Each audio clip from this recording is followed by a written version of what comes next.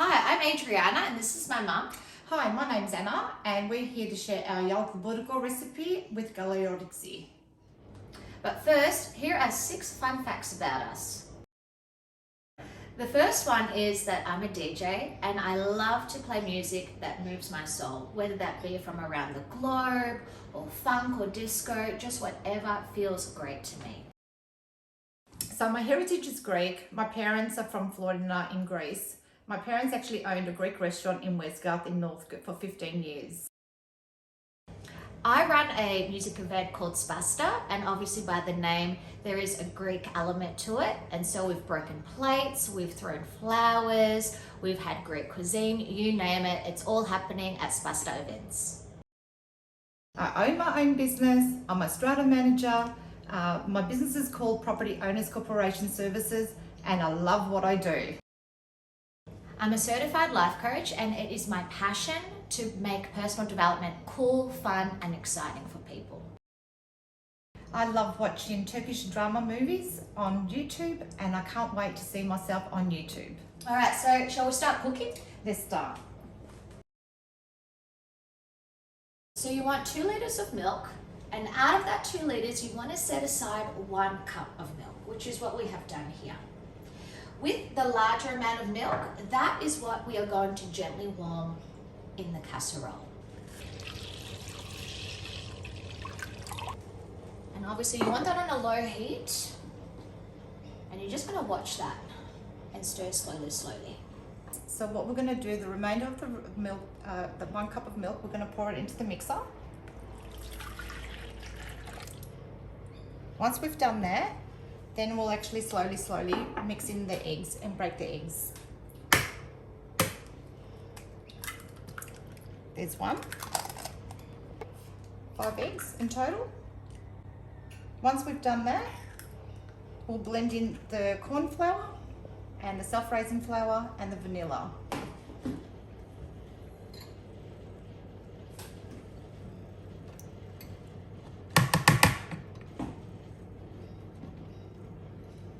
Once we've added all the ingredients, then we'll turn on the mixer and we'll start blending.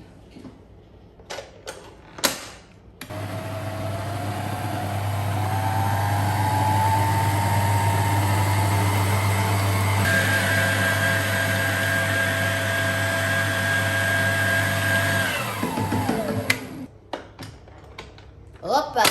Now that our ingredients are well blended, it's smooth, we can add this to our warm milk over here. Add it to the casserole and we'll give that a good stir. So the reason why we actually mix all the ingredients in the blender, in the mixer, is to make it nice and smooth. So when you're actually preparing your custard, you don't have all those bumps with the flour and the corn flour and all that kind of thing. So once you've mixed it in the blender or in the mixer, then you stir it up, and you can see as you can see as I'm stirring, it looks really nice. So while I'm stirring, I don't step away. I actually stand right in front of the actual pot until it's thickened. And otherwise, if you walk away, you could actually burn the custard. So you just keep stirring till you actually feel it once it actually becomes thick. So this is actually my mum's recipe that I've been now for the last couple of years I've been making, and I can't fault it. My mum's recipe, it's one of the best, and the secret is, again, it's actually in the stirring of the custard. Once you get that right, then everything else falls into place. The custard is starting to thicken. Adriana, can you actually melt the butter so we can get it ready for the filo pastry? Yeah, okay. I reckon I might put it over here. Also, how good is this stovetop? Nice and big. It's bigger than I am, to be honest.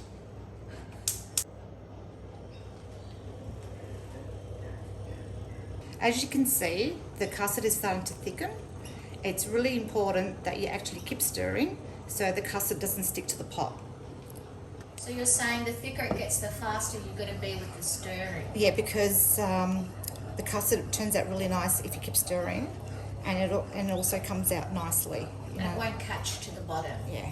So this is almost ready. So this is ready. So now we're going to take it off the heat.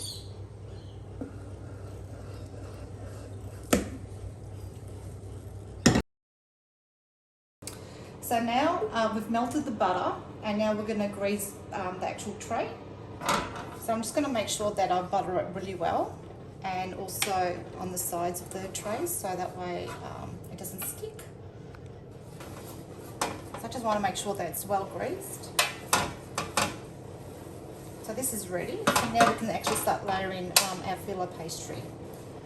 Okay, so we're going to take the first filo sheet, and we're just going to layer it down into the tray. Make sure that you've covered every little corner. I'm going to add another filo pastry to fill all the gaps. So I'm just going to add one more on this side.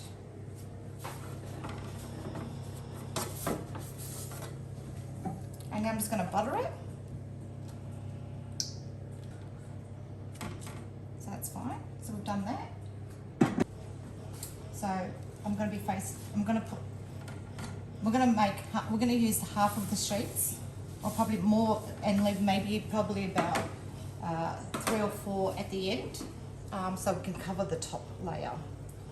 So the majority of the filo pastry, you'll use most of the packet. On the bottom. On the bottom, and then you place your custard in the middle, and then you actually place the rest of the filo pastry, the remaining of the filo pastry, on the top. All right, so basically what we have done is we've applied 3 layers of filo at the very bottom, then we pop some butter on top. Now what my mum is doing is she's adding filo one edge at a time. So with this horizontal side, she's added 2 pieces with a little bit hanging over the edge.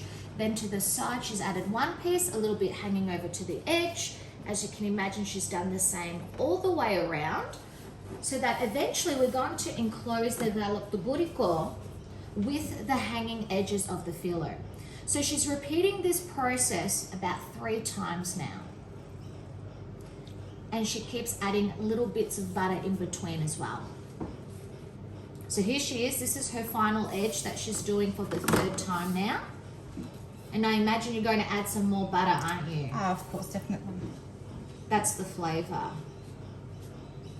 And what provides the crunch with the cooking. Well, this is the first Galaktoboureko being made in my kitchen, which is nice. I know, how lovely. And this goes back to my Yiayia, and she would cook this at the Greek Tavern. It was obviously a part of the plate with baklava. What else was on there? Turkish delight? Turkish delights, baklava. She also used to make coconut cake. Yeah, the coconut cake. That's a favourite in the family. Lots of syrup, like most Greek cakes do.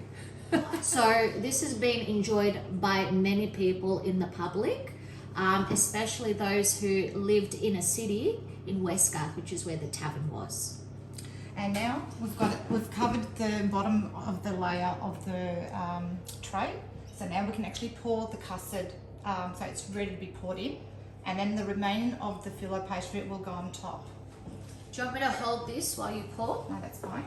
I'm just going to stir the custard because it's been sitting here. So I'm just going to try and make it nice and creamy again. Okay, so this is ready now, so I can pour it into the tray.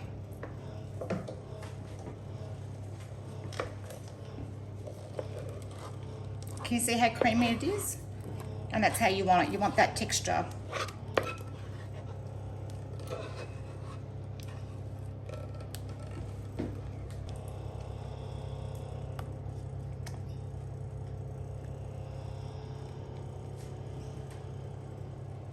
Just even it out a bit.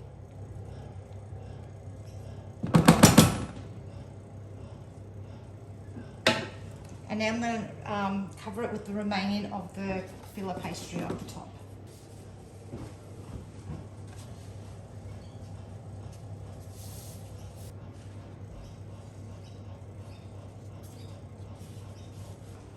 Okay, Okay, so it doesn't have to be perfect. It can be a No. bit rustic. It can.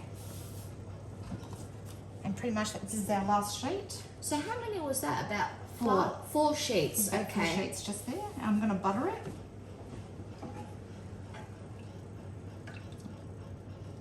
And I think with the remainder of the butter, I'm going to use it now to cover pretty much all the filo pastry. So with the filo pastry that's hanging out, I'm going to fold it in now.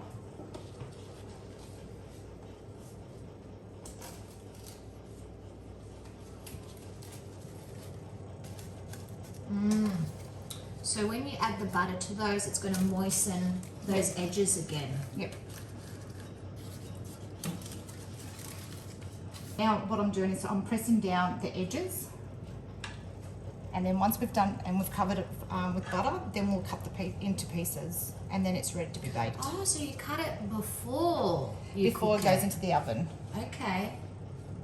So then once it's ready, then yeah, the pieces come out really nicely.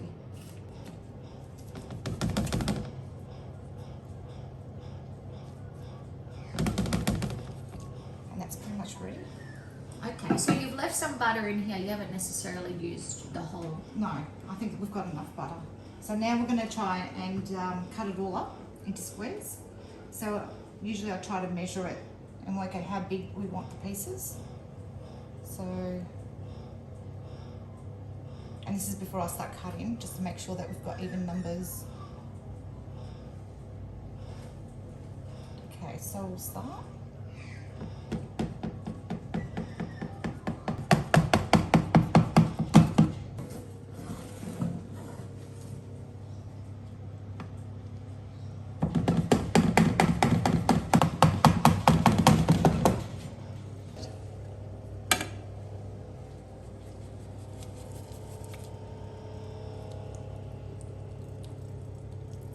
And the reason why I'm doing this with the brush is that so when it's ready and it comes out of the oven, it actually comes out nicely, and with the custard, like I think this is to prevent the custard by overflowing in the oven. Okay, so this is ready to go in the oven. Alrighty, so grab your tray, pop it in. Of course, we've preheated this at 180.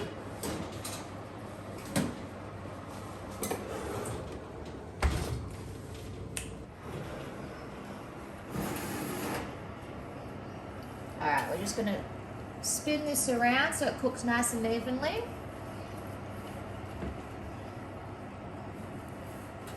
There we go. She's almost done.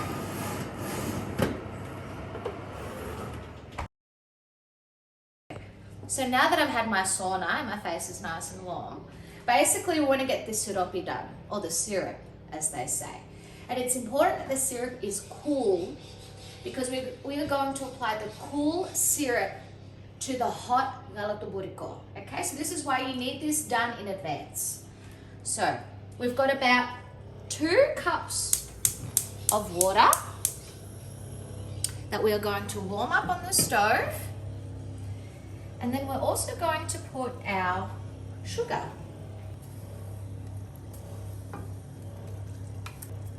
Beautiful.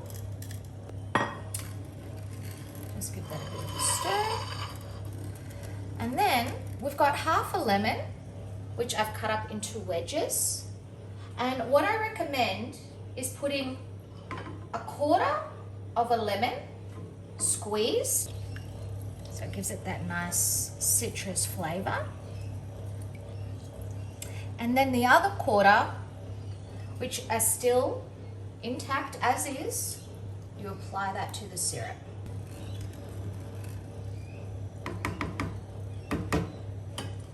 Okay, so basically you want to bring this to the boil for about 10 to 12 minutes. So it's going to be obviously a lot thicker.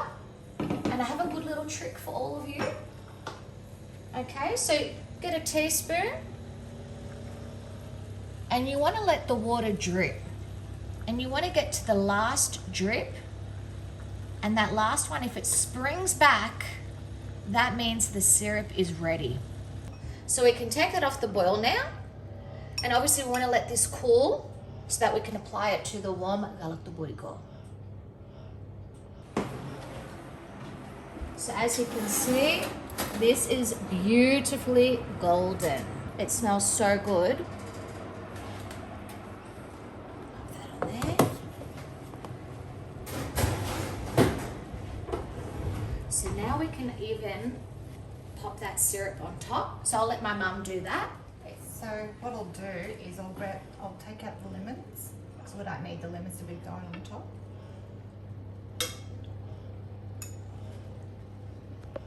Syrup looks really good. So that's cooled down now.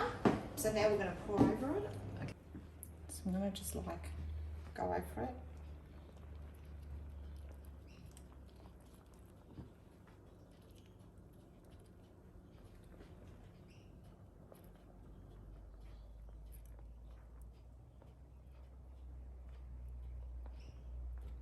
Sometimes I'll just go over. Just make sure all the corners has got enough syrup.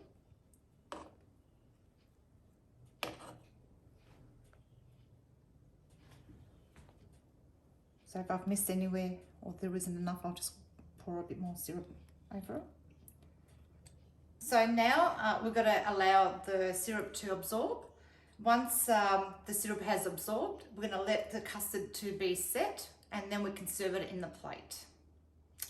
And then we can enjoy eating it. Anyway, we'll come back. So the Galaktoboureko is set and now it's ready to be served. Just try to get a nice piece.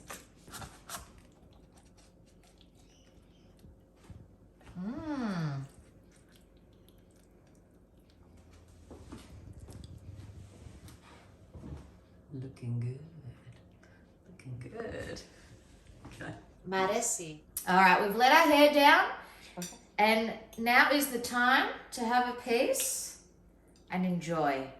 I do hope you get to try this recipe, and if you do, leave a comment and let us know what you think. Orexi. It is really nice. Maresi, πολύ νόστιμο. Τα λέμε. Ωραίο γλυκό.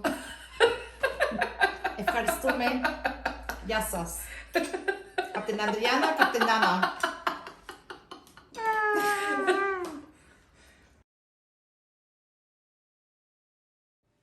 Subscribe, save and share this video so we can make more quality content for you.